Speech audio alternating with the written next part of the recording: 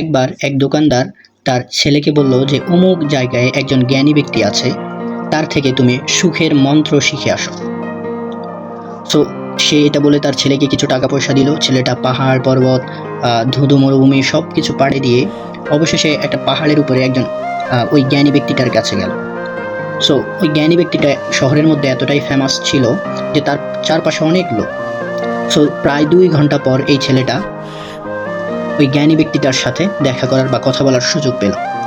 So ওই জ্ঞানী ব্যক্তিটা এসেই তার ওই ছেলেটার এখানে আসার উদ্দেশ্য, মানে তার কাছে যাওয়ার উদ্দেশ্যটা আগে জিজ্ঞেস করলো। সে বলল যে সে সুখের মন্ত্র শিখতে এসেছে। সো ওই জ্ঞানী ব্যক্তিটা বলল যে তোমাকে এখন সুখের মন্ত্র বলার মতো সময় আমার হাতে নেই, তবে এই নাও। একটা চায়ের চামচ দিল জ্ঞানী ব্যক্তিটা। ওই চায়ের চামচের মধ্যে 2 ফোঁটা তেল দিল। তেল দিয়ে বলল যে এই চামচটা নিয়ে তুমি আগে আমার যে প্রাসাদ আছে বা যে ঘর বাড়ি আছে সবগুলো দেখে আসো, দেন 2 ঘন্টা পর তুমি আমার সাথে দেখা করবে। সো ওই ছেলেটা ওই চামচটা নিয়ে, অর্থাৎ 2 ফোঁটা তেলযুক্ত চামচটা নিয়ে সে ওই ব্যক্তিটার প্রাসাদ ঘোরা শুরু করলো। সে অনেকগুলো সিঁড়ি ধাপ পার হচ্ছে, মানে চারপাশ ঘোরার পর এবার 2 ঘন্টা পর আবার জ্ঞানী ব্যক্তিটার সাথে দেখা করলো। জ্ঞানী ব্যক্তিটা বলল যে আমার যে ডাইনিং রুমের মধ্যে যে ফার্সিয়ান পর্দাটা আছে, সুন্দর সুন্দর যে পর্দাগুলো আছে সেগুলো দেখেছো কিনা? বললো না, দেখি নাই। সে বলল যে আমার যে এত সুন্দর করে বাগান করছি, সেই বাগানের গাছগুলো সম্পর্কে তুমি জানো কিনা বা গাছগুলো তুমি দেখেছো কিনা? বললো যে না, আমি দেখি নাই। সে বলল যে আমার লাইব্রেরির মধ্যে এত সুন্দর সুন্দর পশুর চামড়ায় লিখিত যে বিভিন্ন ধরনের কাগজ আছে কিংবা বই আছে সেগুলো দেখেছো কিনা? বললো না, আমি কিছু দেখি নাই। কেন দেখো নাই?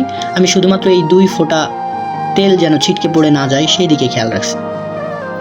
সো তিনি বললেন না, তাহলে হয় নাই, তুমি আবার যাও, আবার গিয়ে এবার সবগুলো দেখে আসো, তবে হাতের মধ্যে ওই তেলযুক্ত 2 ফোঁটা তেলযুক্ত চামচটা থাকবে।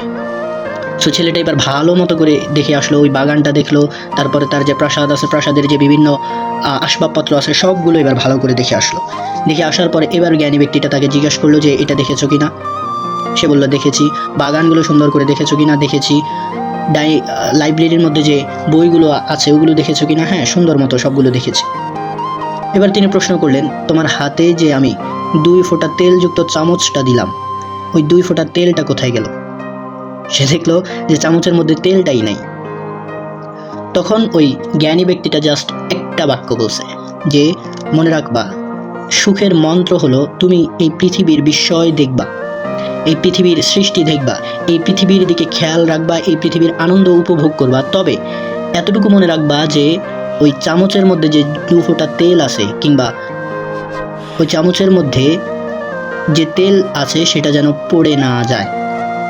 তার মানে সুখের মন্ত্র হলো তুমি এই পৃথিবীর বিস্ময় কিংবা এই পৃথিবীর আনন্দ উপভোগ করবা এবং ওই তেলের দিকে খেয়াল রাখবা। ওই তেলটা আসলে কি? ওই তেলটা হলো তোমার লক্ষ্য, তোমার উদ্দেশ্য।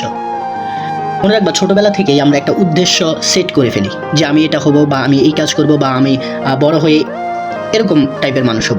কিন্তু ধীরে ধীরে আমরা চেঞ্জ হয়ে যাই। কেন চেঞ্জ হয়ে যাই? বিকজ এই যে পৃথিবীর আনন্দ আমরা উপভোগ করতে করতে ভুলেই যাই যে আমাদের হাতের মধ্যে ওই চামচের মধ্যে 2 ফোঁটা তেল আছে, অর্থাৎ আমাদের একটা লক্ষ্য আছে। সো সেই লক্ষ্যটার কথা অলওয়েজ মাথায় রাখতে হবে, মনে রাখতে হবে। এটাই হলো সুখের মন্ত্র।